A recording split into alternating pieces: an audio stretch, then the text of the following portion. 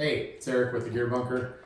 We've got a couple of new products from HiLiTES for the Jeep Rubicon, and we're going to install these today, so stay tuned. We'll be right back.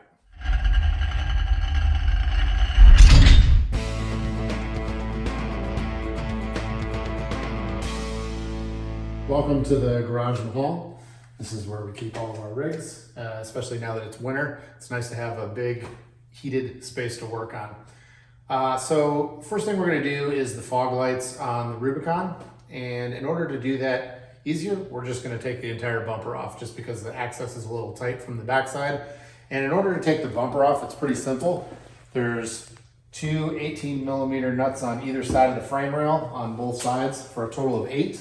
So we really don't need a whole lot of tools, just a deep 18mm socket. So I'm going to have my son get under there and get dirty and get this thing off, and then we'll go over the installation of the fog lights themselves.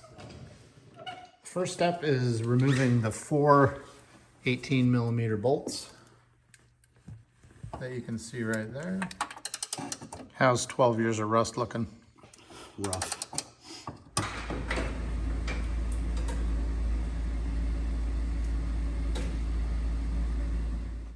The fog lights in the Jeep bumper are just held in with 4 Phillips screws each. And the KC light just maintains that same 4-screw pattern.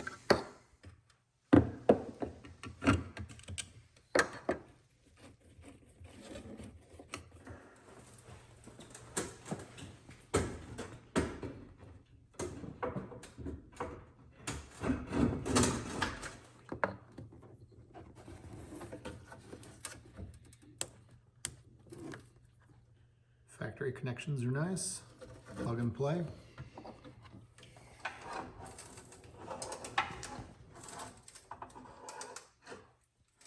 Now that we got the fog lights installed, it took a little longer than we were expecting. We had to take off those 8 nuts that we talked about earlier, and they were rested on there pretty good. So the upper part, where we're just going to be doing the headlights, is going to go a lot quicker because all we have are, looks like 6 little plastic pop clips, and then the bottom part you just basically pull off by force.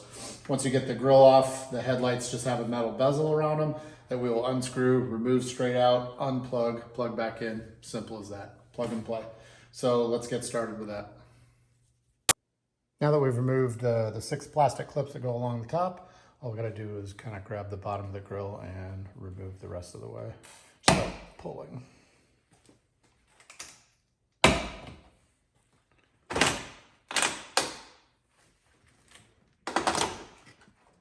Then we have to disconnect the blinkers once it pops out. And that is all there is to it, to removing the grill on a JK. This gives us access to these 100,000 mile headlights that look like they need replacement.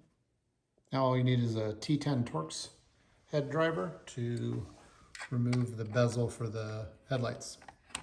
Two of the best things about these KC headlights are the DOT approval, so you don't have any trouble with the law, and the plug and play connector that goes right to the factory wiring harness.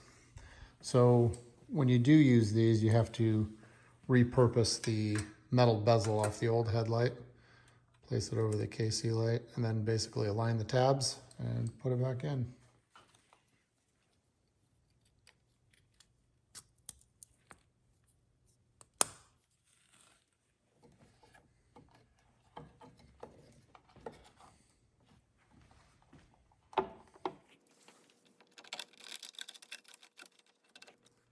So we've got the driver's side headlight installed. We're going to leave the old OEM halogen light on the passenger side and head out at night, kind of do a side-by-side comparison test and run the headlights so we can kind of see the improvement that these plug-and-play DOT lights from KC will show.